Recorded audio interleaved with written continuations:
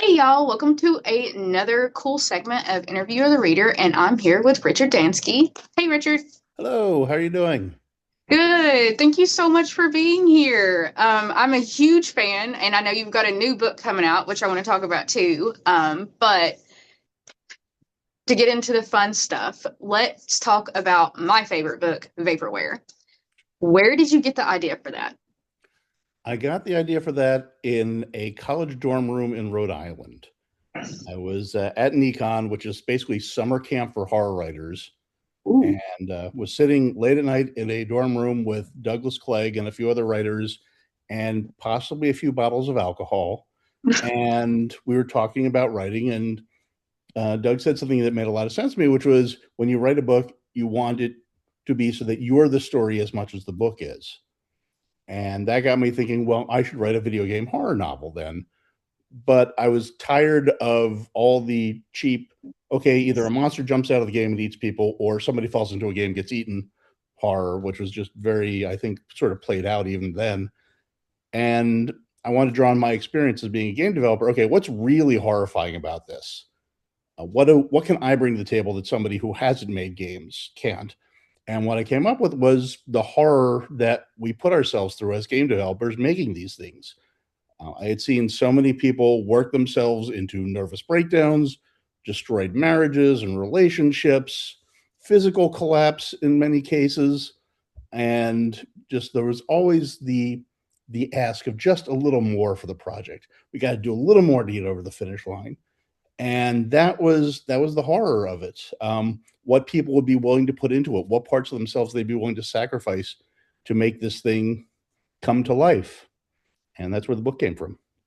I mean, that really was horrifying because while you're reading it and his game is basically terrorizing him, it shows you how much integrated into his life that it really was, that it could get to him in so many different places. Like you literally have created your own monster.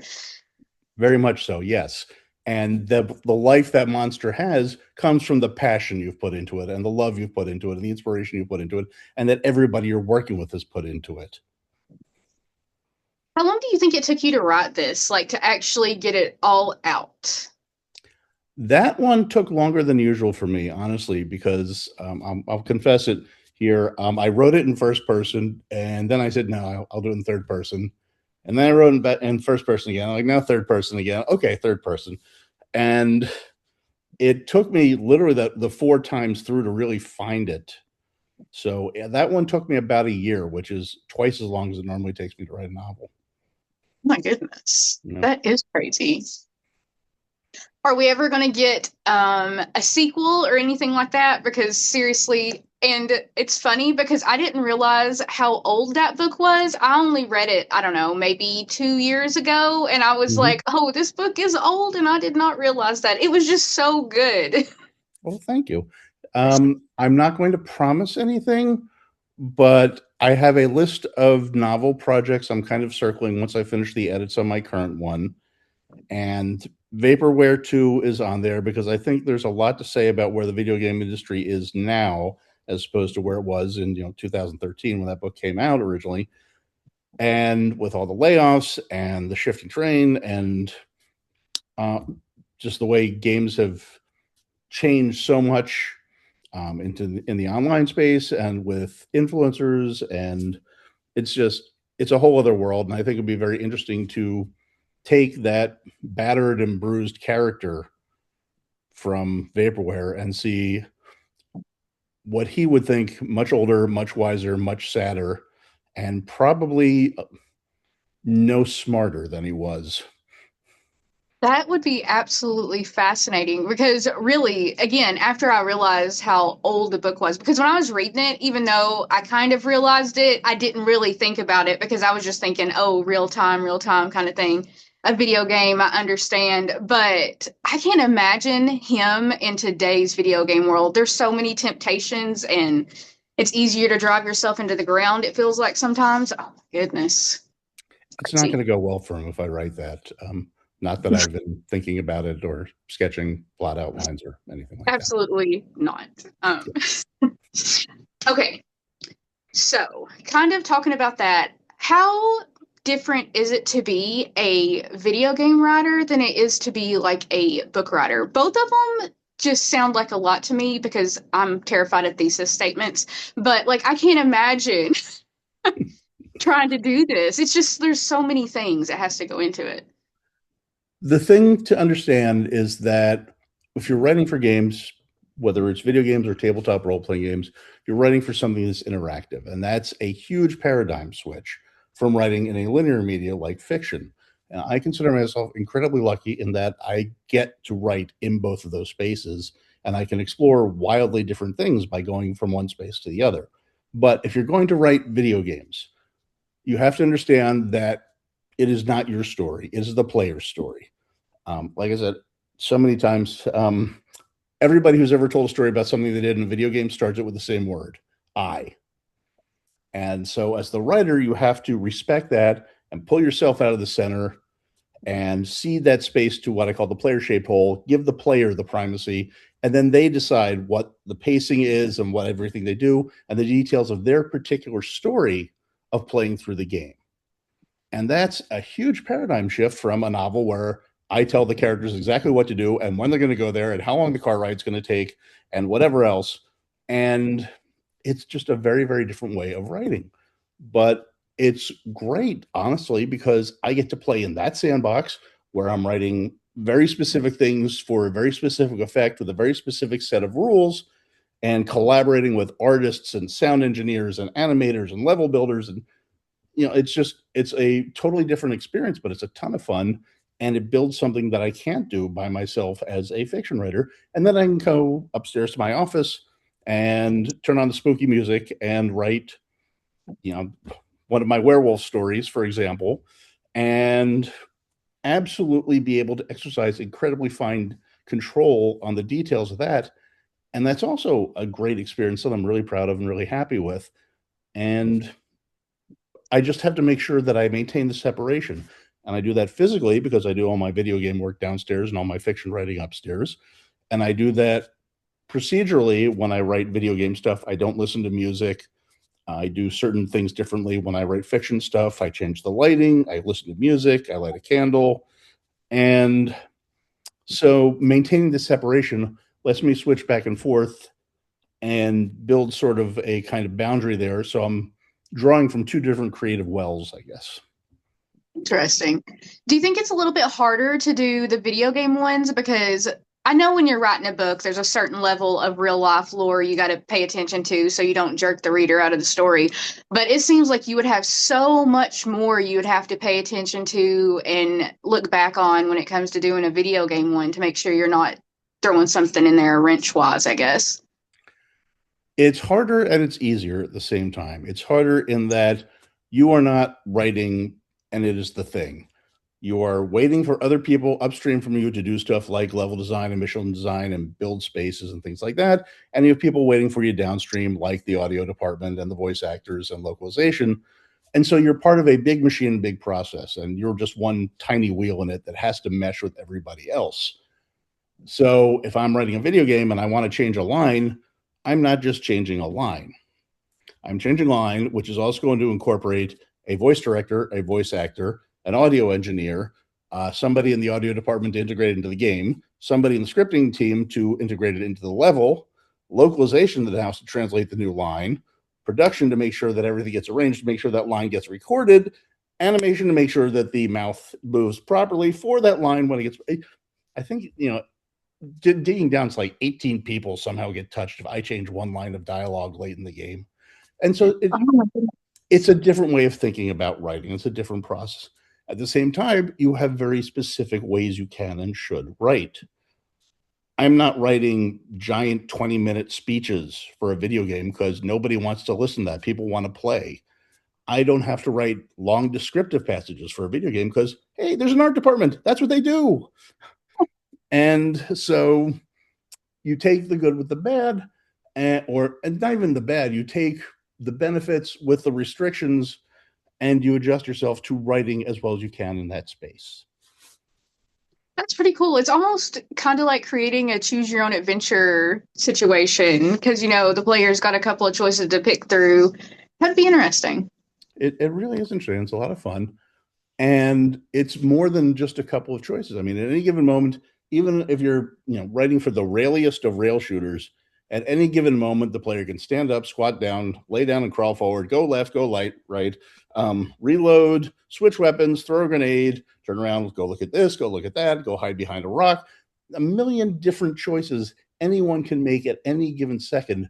And so their story of gameplay is different from everybody else's. And it's cool writing to make sure that no matter what the player does, it feels good. It feels good to them, like they did the right thing and they're telling a great story as they play.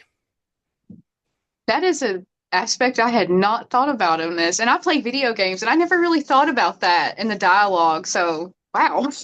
It's I think about this a lot. It's kind of my job. What That's do why I you wrote the think? other book. Oh my goodness. What do you think was your favorite game that you've got to work on? I've gotten to work on so many games over the years and so many great games I'm really proud to have been a part of. I think the two that I hold closest to my heart, one is Splinter Cell Conviction, which is just strap in and go from the get-go. It's an incredibly complex narrative in that it's a multiple layered narrative with flashbacks within flashbacks within flashbacks. And the story is about people doing absolutely horrible things for what they think are the best reasons possible, and how they hurt the people who they love or they're supposed to be protecting because they think there's a higher goal, and it always goes bad. And then grafting that sort of moral questioning into a Tom Clancy's game framework with the high tech and the spying and the cutting edge technology and the global threats, that was incredibly fun to write. And the the team did an amazing job with that one. Such great voice acting. I'm really, really proud of the work I did on that one. And both the big story and just lots of little dialogue moments where I got to have a little evil fun. Uh, if you listen very carefully in the mansion level when you first come in, there's a couple of guys looking at loot, which is basically spy equipment, and one of them is saying, "Oh God, this one's got brains all over it." And then if you go and play the co-op campaign, spoilers for a game that came out 15 years ago, at the end of the co-op campaign, after you and the other guy have learned to be friends and work together and build a partnership and a friendship, you have to shoot each other. And whichever Oh, one of you survives then gets shot by one of the NPCs. And that's the guy who owns the house that you come to in that first mission of the game. And so it is the brains of the player, the character you played oh in my co-op, that are goodness. being discussed in the single player campaign. And That's just funny. thank you. Just writing little grace notes like that, so much fun. And that one and the Orpheus device, which was a funky little experimental game based on the Wraith the Oblivion license, which I had worked on at White Wolf. It's done for earplay. It was strictly an audio game. It was done through Alexa and Google Home, I think it was their version, whatever. But it was all audio. It was all dialogue, no visuals, nothing. Everything was conveyed through the dialogue and the sound effects, the sound design. And that was a blast because I just got to cut loose. Oh my goodness. I don't think I've heard of that one, so I'm definitely going to have to look that up because that does sound very cool. It was a ton of fun to write. And okay, this is the first time I've mentioned this to anybody who wasn't on the project. And I didn't even mention to some people on the project. I was writing that as my marriage was falling apart. Oh my goodness. Yes. So I took that game and just channeled all the creative energy and all the going on in my life into the story of this horribly unhappy family of dead people and why they were stuck in this house post mortem. And so that may have given it a little extra zest, but I'm so proud of the writing that's in that. And people have said time and time again that it scared the hell out of them. So I'm Oh yeah, happy. I'm definitely going to be checking this out. And it's so cool that you turned something that was like such a negative experience going on into something that you look back on and you're like, wow, I created this and I'm proud of it. Absolutely. And I'm glad something good came from that. Absolutely. That's so cool. I'm going to check that out. I'm going to link it also in this review video when it comes out because everybody else need to check that out as well. Okay, cool. It sure came out a few years ago. I think It's still available. And if you can't find it, let me know. I'll talk to the guy who made it and we will discuss. Okay, we will definitely figure that out. Okay. Okay, let's see. What else video game wise?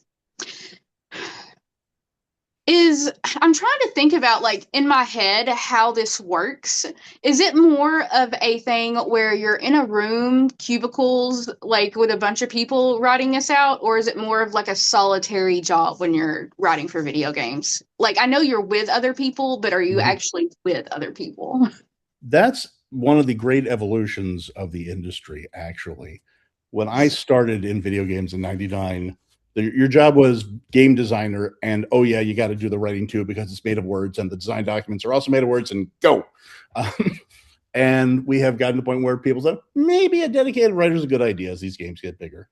And then it came to maybe it's good to have a narrative designer who can design the narrative systems that the writing can go into. And then it got to, hey, teams of writers would be good. We could have a lot of words. And so we're thankfully at a place now where big games have writing teams mostly.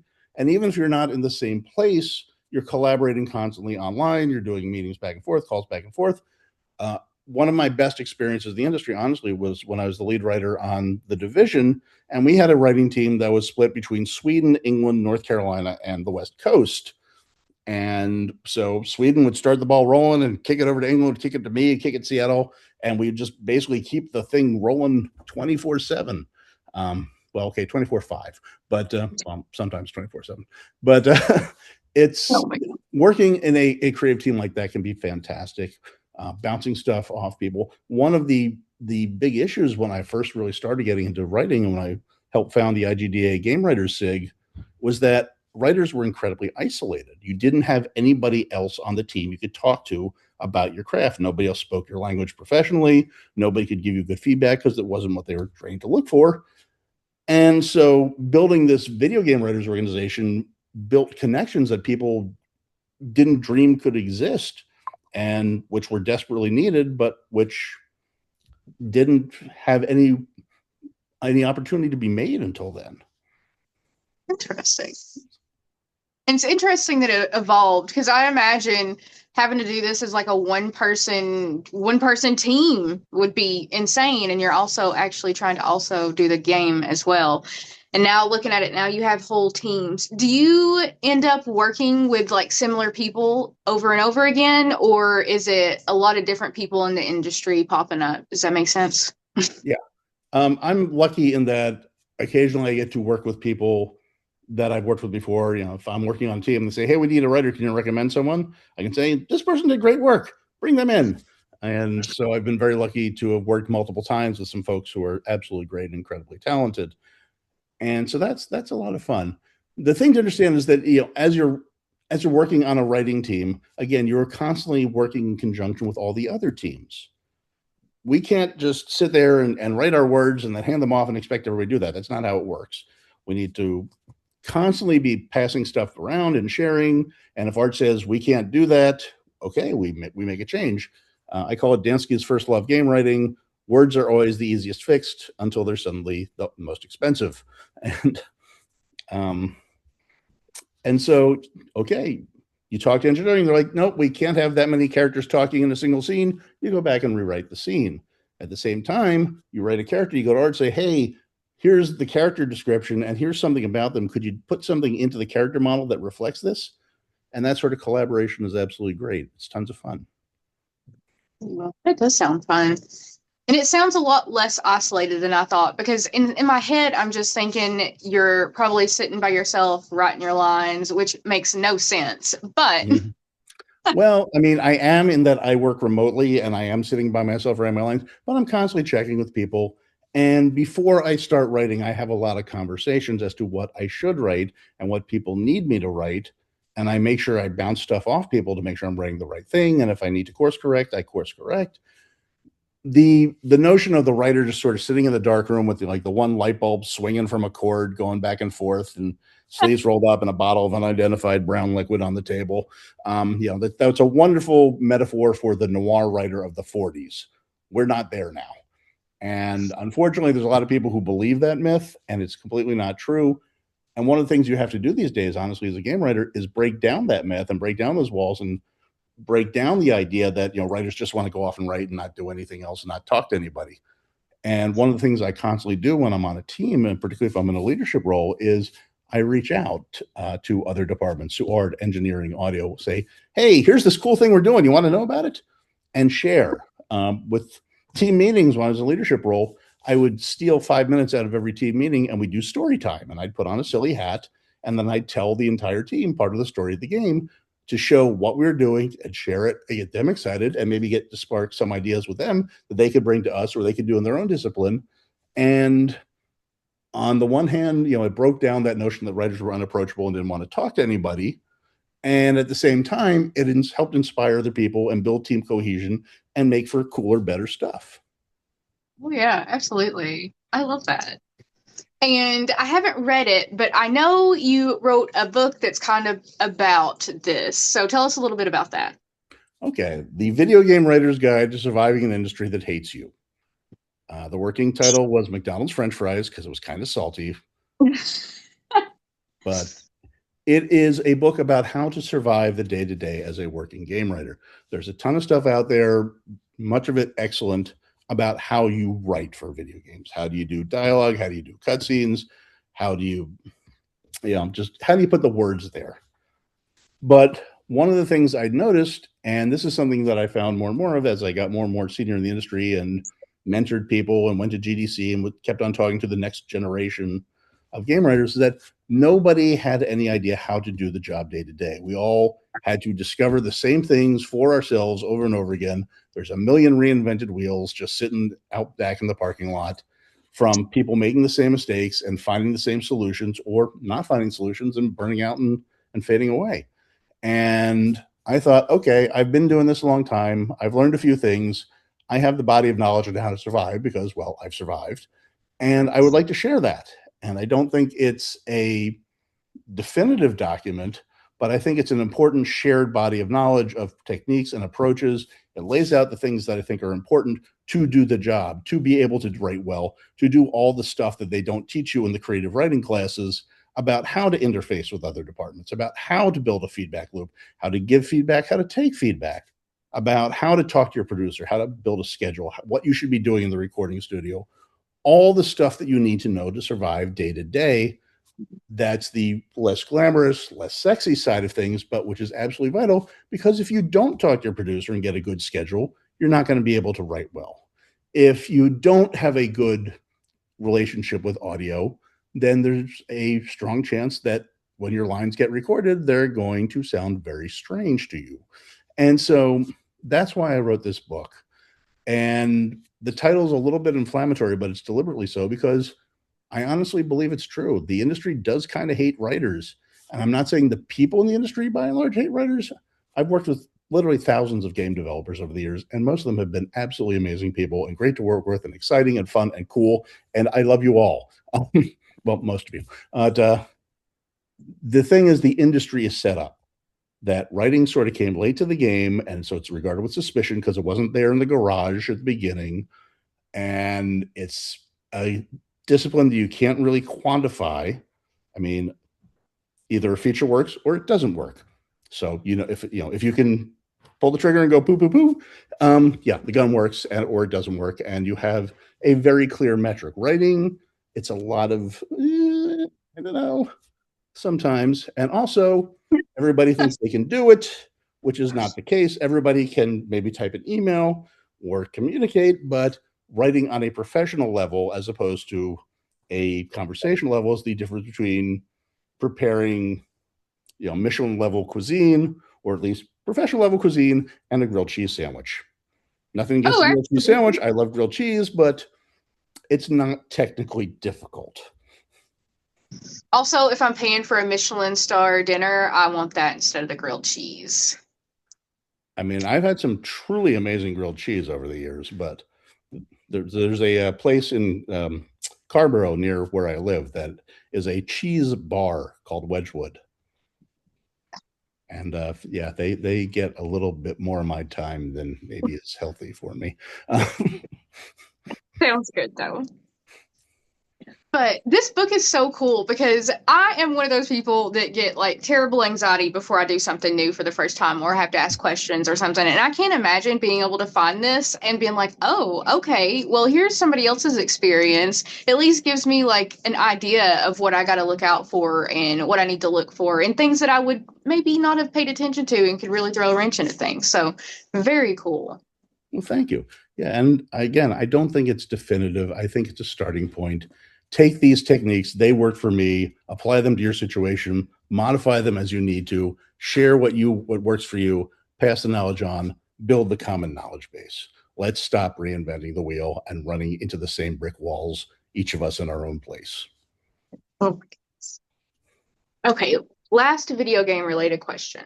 If you could write for any video game, what do you think it would be? I would love to write for one of the Arkham Batman games. Yes. I'm a total comics goober. I have been for a very long time. And I love Batman, but even more than that, I love some of the sort of second and third tier characters that orbit around the Batman space. And to have the chance to write a game with some of them would just absolutely be a bucket list thing. And I could, hang up my keyboard and go off into the woods, get eaten by Sasquatches or something after I did that.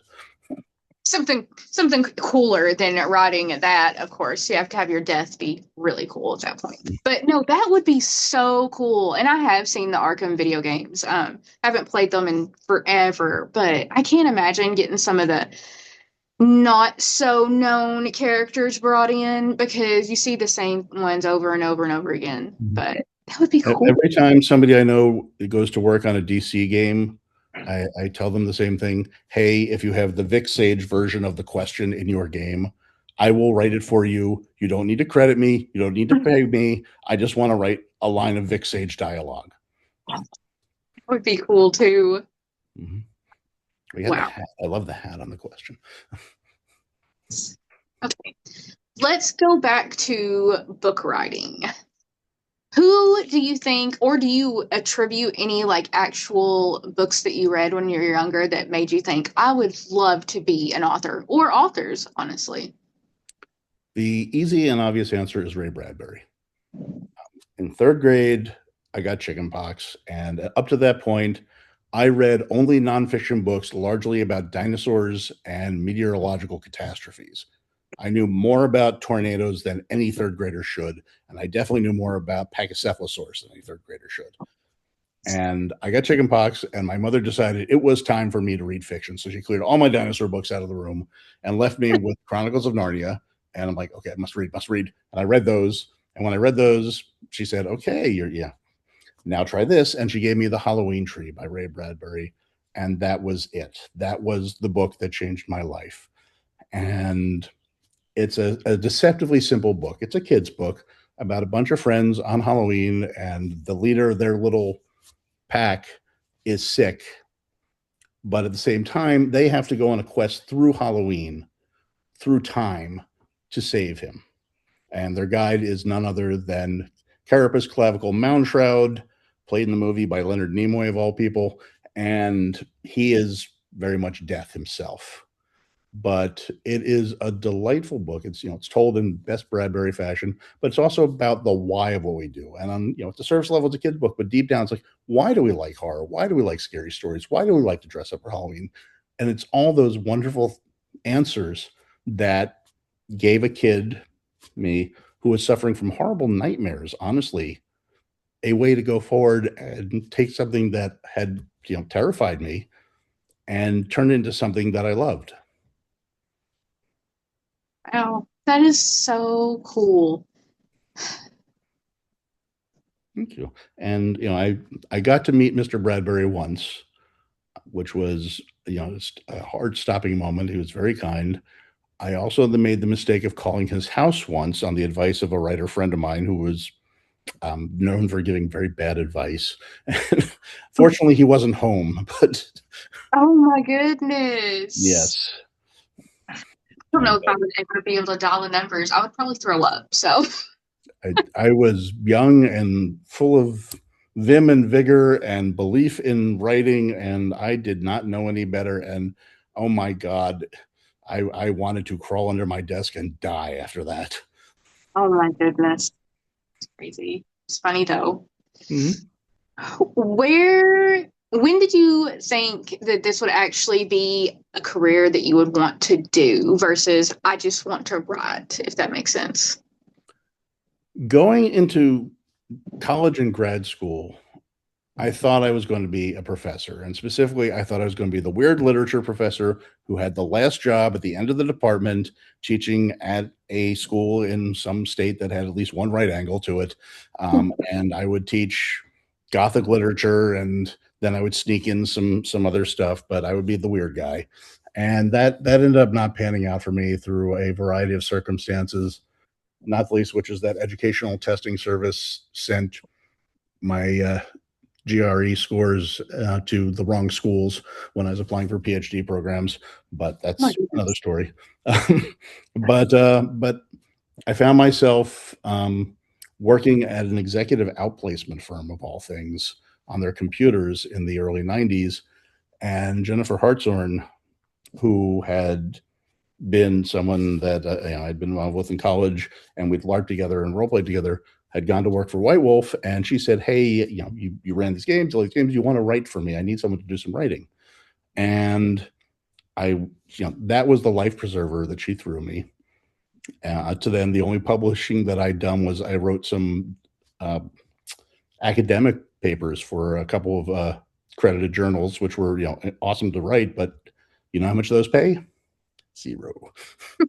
But Jen gave me 2 chapters in a book called Haunts.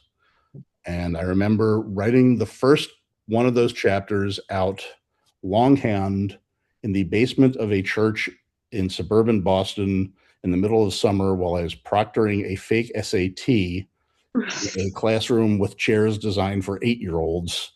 And that was sort of a fitting start to my professional writing career, I think. And I did that, and she liked it, and she hired me again. And then I got hired to write some Changeling, and the next thing I knew, I was in Atlanta working for White Wolf full time.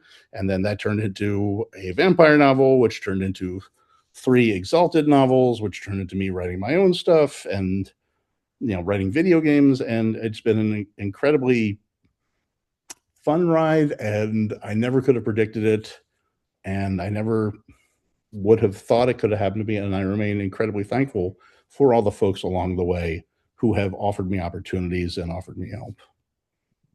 That is such a cool story. And now you're here writing all these cool books still. So tell me a little bit about the new one that it's out already, correct? Yes. Yes. Tell me Yes. about the new one out. Okay. It's called Ghosts of Smoke and Flame. And best way to describe it is Good Omens meets the Amityville Horror. So it's about a family dies in a fire. I want to reassure everybody, by the way, the cat lives. Okay. So get that away. The cat lives. Yes. But the family dies in a fire. The mom goes to heaven. Dad and twin daughters stay behind as ghosts. And while they're trying to figure out why they're still there and how the whole ghost thing works, mom decides she doesn't want to be in heaven without them. So she rejects heaven, comes back towards Earth at high velocity and not entirely under her own control, and makes some encounters along the way with some other characters will be showing up.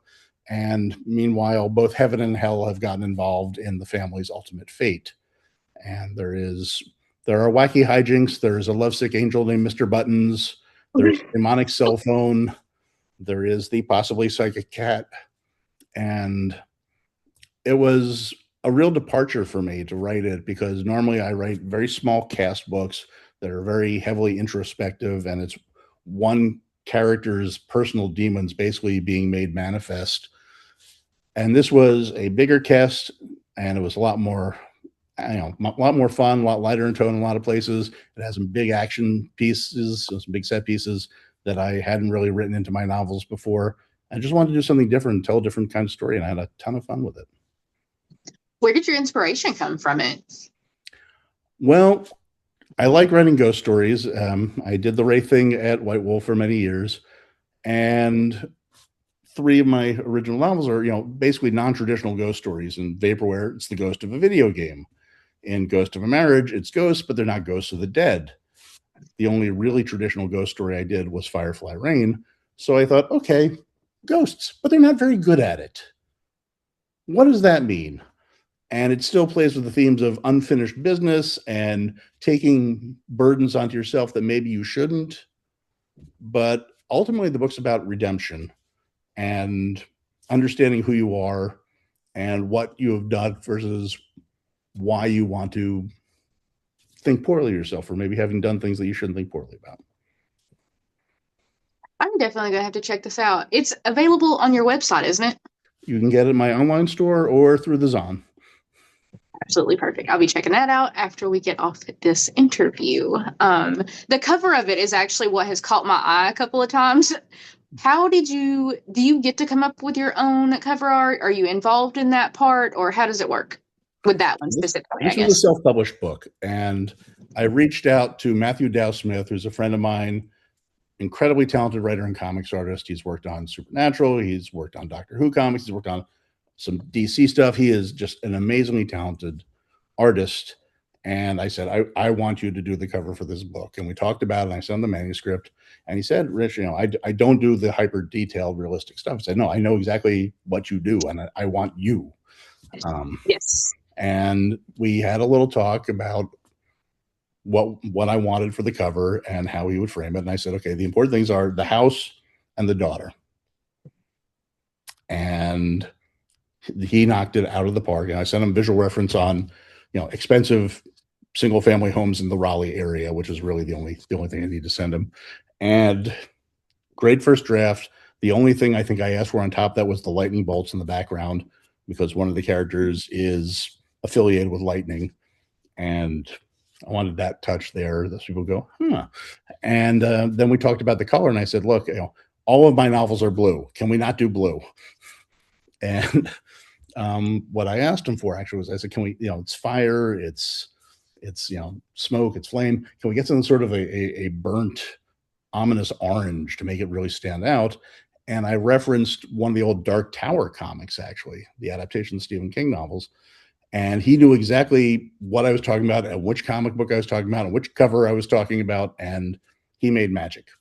And I could not be happier with that cover. It is just awesome. It's a good one, and it is a eye catcher, because the first time I saw it, I didn't stop to see who it was or much about it, but I just remembered the color, and then I was like, I can't remember who this was, and I wanted to read this book, and then I seen it again, and I was like, how did I forget this? Mm-hmm. But it is an eye-catching one. Yeah, I mean, Matt just did such a great job on that, and I'm so happy. Do you have any upcoming stuff that you can talk about that you're working on? Absolutely. I have another novel coming from Falstaff Dread. It is called Nightmare Logic. Ooh. And it is about a guy whose nightmares start creeping into his waking life. And his friends try to help him, which may not have been the best strategic decision they could have made. But it's a return to the sort of smaller, more intimate kind of horror writing. But I think this is probably my best stab at it. It goes some pretty dark and painful places, but I'm really happy with how it came out, and it feels emotionally honest. So I'm really looking forward to seeing how people take a look at that, how they react to it. So that's coming from Falstaff Dread. And I also have another short story collection called Letters to the Dead. That'll be coming from Twisted Publishing, which is part of Haverhill House. And that will have some more of my werewolf married couple stories from Pseudopod and some more of my Reb Palash dark fantasy stories and a bunch of other stuff in there that I'm really, really excited about. And so that's happening. And then January, there's a graphic novel that I co-wrote with the legendary French graphic novelist Mats, whom I used to work with at Ubisoft, and we're friends still. And so that's coming out from a French publisher, and that's a horror graphic novel. Basically, he got asked by a publisher, hey, can you do a horror graphic novel? And he said, no, but I know a guy. And so it's just, 5 pages came in yesterday, and they're amazing. I just love getting pages in the mail on this. Is it, I guess it wouldn't be hard for you. Is it different writing for a graphic novel than it would be video games or actually a whole regular book? Oh God, yes, it's its own thing. And I learned the hard way. I did the first few pages of script and I sent them to Alexi. He's like, okay, here's what you're doing wrong. And really, what it boiled down to is that when you're writing a comic book, you are not writing something linear. You're writing a series of still images. You cannot write action. You're writing the freeze frame, the moment, the picture. So Ooh. you have to shift your head around to, okay, they can't be running or they can't move in the space. Here's the image. Here's the image. Here's the image. And then you work the words around that. And it's, and you know, leave the notes for what you want to appear in the panel. But at the same time, you don't want to get too detailed, too descriptive because you want the artist to be able to do their thing. And so it's, again, a whole other kind of writing, but it's really something that was my first big swing at that. I'd written a couple short comic things for sections of White Wolf source books. And then Ubisoft had asked me to write a couple of comic scripts for Splinter Cell graphic novels that I sent up. And then those just disappeared and they told me that I'd never written them and I must have been hallucinating, but I'm pretty sure I wrote those. But this is my first time really doing something with this, and it's been cool. Do you think you're going to want to ever do another one, or is this just enough? I would love to do another one. I have more ideas. One which is a direct sequel, one which is several which are not, but it's a really fun form to do. And you know, going back to something I said earlier, I love that I get to tell different stories in different spaces. I didn't even really think about graphic novels because I do think about them because I have them, but like how they're created, like does somebody have a story they came up with first? Yeah, this one I got brought in and I had some discussions with my friend and the publisher about what the publisher was looking for, which was basically cosmic horror that wasn't gory, but that was smart and that wasn't tentacles. And I said, I can do that. And I pitched 5 ideas and back and forth on which ones they liked and which ones they didn't. We settled on one of them. And then I developed that out into I think a 19-page script, a story breakdown, beat by beat by beat. And finally we got the go ahead. And so I started writing 10 pages at a time and bouncing it off Mott's Alexi, Nalant is his real name. And when he felt that I was up to speed, he said, okay, do the rest of it, and then I'll take a look at it. And so I wrote the first draft, and then he commented and polished and critiqued, and then I iterated, and now our artist is just doing amazing stuff with it. I'm excited. I'm so excited about everything you're telling me. This just sounds so cool. Well, And like you. you're having a good time as well.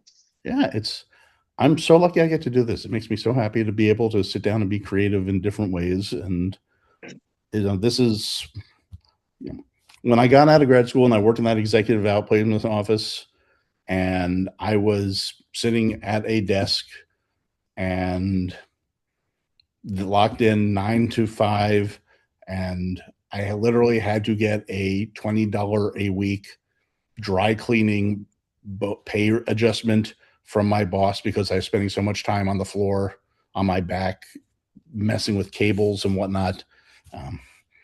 It's just, I'm like, okay, this life, help. And I'm so lucky that I was able to shift to doing something creative, and that I can do one type of creativity during the day and another type at night. That is very cool. And the one thing I've noticed the whole time we've talked is how instead of it just being one person, it's more of a community, as a group, as a team. So tell me a little bit about like your favorite community parts of the horror writing, book writing, and the game writing areas, because I know y'all have to have little groups. Yes, yeah. Well, I love being parts of these professional communities, and in the terms of game writing, I was kind of, I mean, this is going to sound like I'm tooting my own horn, but I was kind of foundational to really building the professional game writing communities in a lot of ways. I was there when we founded the IGDA Writers Special Interest Group. I spent many years running the student narrative competition at GDC to give students from all over a chance to come and step on the stage at the big show. I was on the advisory board for the Narrative Summit for many years, again, encouraging people to come together and have that narrative community. And by and large, game writers are just really nice and fun and supportive, and we all love games and we all love what each other does. And we all get excited for what each other are doing. And again, so many of us work in isolation that when we get together, it's so cool to be with someone who understands us. And so that's great. And I love being part of the IGDA Game Writing SIG. They actually were kind enough to give me their first ever Lifetime Achievement Award for video game writing recently. So That is so cool. Congratulations. thank you. I don't know if I'm allowed to say that because they haven't publicly announced it yet, even though they gave out the award at GDC. Like they already gave it to you. There's no takebacks. No takebacks, no. But that was an incredibly humbling moment, and I'm glad that what I've done has meant a lot to a lot of people and has helped build this community and sustain this community. And horror writers, my favorite place to hang out with horror writers is Camp Recon, which is once a year. It's summer camp for horror writers. It's at St. Anselm's College in New Hampshire now. And it's basically a whole mess of us horror writers just hanging out on a college campus and marinating in each other's presences, if I may use a slightly disturbing metaphor. And it's a great community. I find that a lot of horror writers are really nice, friendly people simply because we get a lot of our systems. And that's a really good time. That's something that I return to be, reinvigorated every year. And that is very cool. Yeah, I'm really happy to be part of the Recon community. And actually, that's where I met my girlfriend, which is kind of awesome because she's amazing. That's so cool too. Yeah, we actually collaborated on a card game rule set together. We're pitching that to publishers now, and it's called Squatches and Scotches, perhaps inevitably. And we'll see if somebody. But that is so cool, though. Thank you. This was actually going to lead me into my next question. I guess this is even better. Tell me about some of your fun hobbies and things you like to do as a horror writer. They don't have to be horror related, but just what do you do? Okay. Well, first question. Do you want me to turn the laptop around so you can see the Scotch collection? Yes. Okay. Can you see it? Oh my goodness. That is a collection. Yep. That is my collection. And it's something that I very much enjoy, and I like sharing it with my friends when they come to visit. And that's something we can do together that maybe not something that people normally get to do when you hang out. So that's something that I've been interested in for a very long time. Started when I was 2 years old and I stole my grandfather's unattended glass of Cutty Sark, but my taste has improved since then. And how do you find new pieces to add to your collection? Are you like researching? Do you already know about something and you hunting down waiting on it kind of thing? There are things that I know I want that I look for. At the same time, I'm basically out of flat surfaces right now. So some bottles are going to have to sacrifice themselves so I can replace them with other stuff. But a lot of times it's just I'll be traveling and there's a new expression of a Scotch I like that's only available in duty-free stores. I'm like, ooh, I gotta get that. Of course. That's a very cool hobby. Well, thank you. And again, it's something I really like sharing. But I love that. I love baseball. I was a terrible baseball player as a kid, but I love it anyway. And my parents went to their graves still mad about the fact that the Brooklyn Dodgers moved to LA. So that's sort of in the blood. I've got a fantasy baseball league I've been in with friends from college and folks who've joined us over the years. And I think we're on year 37 at this point, which is kind of terrifying.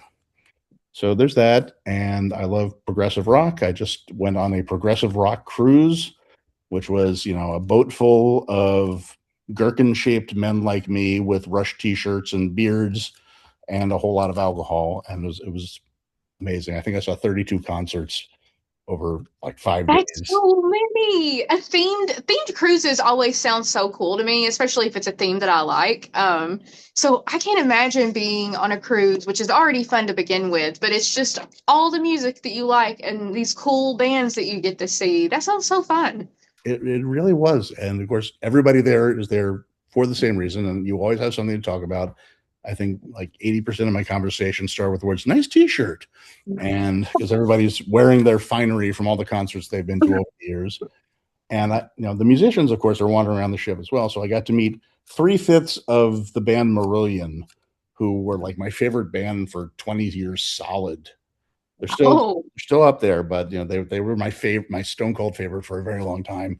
And I'm standing in an elevator with the keyboard player from Marillion. I'm like, okay, I will not fanboy. I will not fanboy. Ding! I'm gonna fanboy. that does sound cool too. Have you been to those a couple of times, or was this your first one? This was my second one. There's a local progressive rock festival called Prog Day that I do every year. That's a little smaller in scope, but it's local and it's really cool. And I tell people it's so good it gets progressive rock fans out in sunlight. But that's something I've been doing for a long time. And I'd heard about the cruise, and I finally sort of worked myself up to, okay, all these bands that I want to hear that I will never hear because they never play the United States are going to be on this cruise. God damn it, I'm going on the cruise. And my buddy That's Greg from my fantasy baseball league said, I'm in. And we had a blast last year. And then we was like, again. that's so cool. And it's something that is, again, a community thing where you get to build these friendships, and very cool. Yeah. I mean, the best writing advice actually I ever got was from a guy named George Sithers, who was publisher of Weird Tales. And he said, have something to say it, and say it to someone. In other words, have the idea, actually sit down and make it into a thing, and then share it. And I like that notion of sharing it. If you keep it to yourself, what are you doing with it? What good does it do anybody? I like sharing my writing. I like sharing my stories. I like sharing my scotch. I like sharing my love of music. Hey, here's a cool band. And somebody saying to me, hey, have you tried this cool band? And that makes, I think, everybody's life better. Oh, yeah, absolutely. Because one thing that I always love is when somebody is just talking about something with their entire chest, like, tell me everything. You're so excited about it. Mm-hmm. I love that. Yeah. Let's see. And Bigfoot. I Convincing. can mention Oh, Bigfoot. sorry. I have to Oh, mention Bigfoot. yes. Talk Yes. about Bigfoot. Okay. I love Bigfoot. And I have loved Bigfoot since I saw the Bigfoot episode of In Search of, also narrated by Leonard Nimoy, who seems to be a motif in this conversation, back in the 70s. And I thought it was totally cool. And then the show Finding Bigfoot came on, and I started live tweeting it. And friends of mine would literally unfollow me on Twitter because they did it for an hour every week because they didn't want to see all the Bigfoot tweets. But that sort of cemented my brand, I guess, as the Bigfoot guy in certain circles. And then people started sending me Bigfoot stuff anonymously. Okay, here's a shirt. I don't know who it's from, but it's got a Bigfoot on it. Awesome. And so I just leaned into it, and I love Bigfoot. My house is full of Bigfoot tchotchkes, and I have been on the world's silliest Bigfoot hunt with Stoker-winning author Jeff Strand. Hint, we did not find Bigfoot, but we survived, which I think was more than either of us was expecting. And I went to the world's oldest Sasquatch calling festival in Whitehall, New York last year, which it's up actually near where my girlfriend lives. And she's like, hey, do you want to go to the Bigfoot festival near me? I'm like, oh my God, you're the best girlfriend ever. And so we went, and they have a call. It's a festival. So, there's people who are investigators, they're plaster casts, and they tell stories and whatever else. And you can buy Bigfoot t-shirts, and you get a funnel cake shaped like a Bigfoot and whatever else. But there was also the Sasquatch calling contest, and I foolishly entered. And when I entered, there were like 4 people signed up for it. I'm like, this is gonna be fun. There were 90 people signed up for this contest, 45 of them children, making noises that no child should be able to make. And Hilarious. the time it got to my side, the adult competition, I'm like, okay, I cannot win this, so I'm gonna have to pivot. And so, spoilers, I went full Chewbacca. I bet Bigfoots were also out in the forest, like judging this contest, absolutely laughing. Because what I'm And I think hoping, it's loud. it's across a river, actually. It's the town of Whitehall is at the base of Lake Champlain, and there's water flows out of it, and the opposite side of the river is thoroughly forested. And what I deeply hope is that there are a bunch of Sasquatches sitting up that hill going, nope, nope. And then every so often one will go, oh, gotta go. No, no, Bob, that's just humans. Sit back down. Oh my goodness, that would crack me up. Also, that could be totally a story. But anyway, um, that would be so funny. But I can't imagine like even just being in the area and hearing this noise like 90 times. Mhm. Oh no, the amphitheater was packed. People were totally digging it, and the kids all got huge rounds of applause, and everybody Oh, was just all excited about it. And let me hear your call. Let me hear your call. And yeah, meanwhile, I'm staying in line going, practicing my Chewbacca in little ways, and everybody's looking at me. You okay? I'm fine. I'm fine. just getting ready for my close up. No Mhm. big deal. Exactly.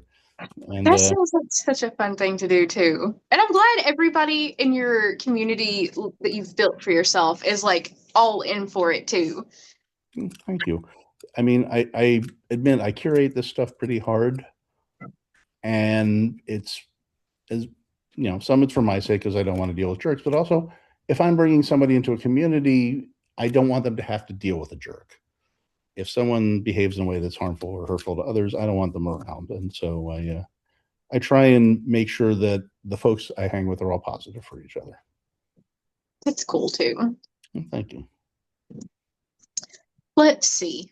Conventions. Do you go to Yes, conventions? Do you like them? And what are your favorites? I love going to conventions. I have to sort of split between writing conventions and gaming conventions and Ooh. video gaming conventions. So my schedule is kind of nuts. But the stuff I can talk about that's happening in June, I'll be going to StokerCon, which is the big horror writing convention. It's in Pittsburgh this year. And then I will be going from there straight to Albany for Narroscope, which is a video game narrative conference. And I'll be giving a lecture there, which is really sort of a narrative call to arms. And then the following month is, of course, Nikon, which I love with all my heart. And then right after that is Gen Con. And then let's see, in August, late August, there's a little local con. It's been called PopCon, but it's going to be changing its name to something else. I don't know. And that's down south of Raleigh. And those folks are great. It's held at a library, and you've got authors and you've got gamers, you got cosplay. They always have a local bird of prey sanctuary show up. So, if you're bringing owls, you're cool with me. So there's that. And then February, there's always what's called Recon, which is held in Durham, North Carolina, which is where I live. And the folks there are fantastic. And I love supporting that. And I'm also a member of the local chapter of the Horror Writers Association. And so we are constantly setting up readings all across the state of North Carolina. Last year, for example, we got to go to a place called Mystic Farm Distillery, which is a bourbon distillery in Durham, makes some primo stuff. And a bunch of us got to read scary stories in their on-site graveyard on Halloween night. And we Okay, poured that us is some the bourbon. coolest. Yeah, it's like, okay, this is the best horror writer moment ever. I can die happy now. Edgar Allan Poe would be so jealous. I just absolutely. Yes. And it was just so much fun. And again, these working with this local writers group, it's folks all levels of experience. There's someone like Garrett Boatman who had a huge hit in the 80s. He had that novel with the iconic picture of the skeleton playing a keytar, which is like the most 80s horror thing ever. And folks who are just getting started out. And it's a really supportive and cool community that I'm happy to be a part of. And I love going to these things, and we have 7 people read, and I get to hear 6 new authors. That is very cool. I like that. Thank you. What do you think has probably been like the coolest video game one you've been to? Ooh, okay. So there's one I can't talk about, but it's secret. But The for coolest one years, you can tell us. The coolest one I can tell you about, for many years, there was a video game private design conference called Project Horseshoe. And they would gather up a bunch of game designers, and we'd all go off to some sort of resort in Texas for a couple of days. And we would sit down and we'd have a couple of talks, and then we'd split into groups and try and solve big problems about game design. And it was amazing because it'll be just, a whole collection of incredibly smart, talented, experienced people. And they'd, have all the toys and gadgets and things imaginable. And we basically just got turned loose for a couple of days to be smart with one another and think about game design. And those weekends were absolutely fantastic. And I got to hang out with people who had made some of my favorite games ever and engage with them on a professional level. And that's invaluable. It is very cool. And it sounds like you guys were actually getting something done and being productive. I love that. Mm-hmm. Yes. And, you had a lot of really smart people thinking really hard about problems of game design. And it wasn't just how do we make this feature work, but more the underpinning philosophy of game design. Should you be doing this sort of thing?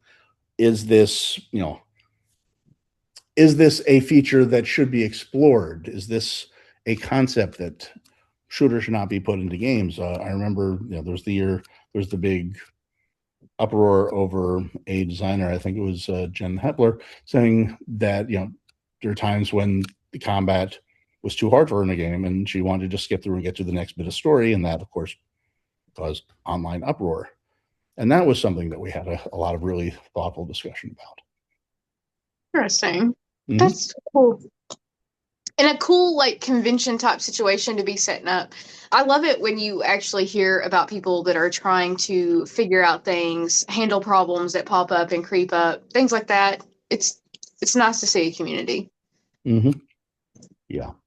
And I really like being a part of groups that are concerned with not only their personal advancement, but also the advancement of the craft they're working in, the field they're working in, and the community they're part of, and who are willing to devote time and energy and expertise and thought to making things better for the group at large.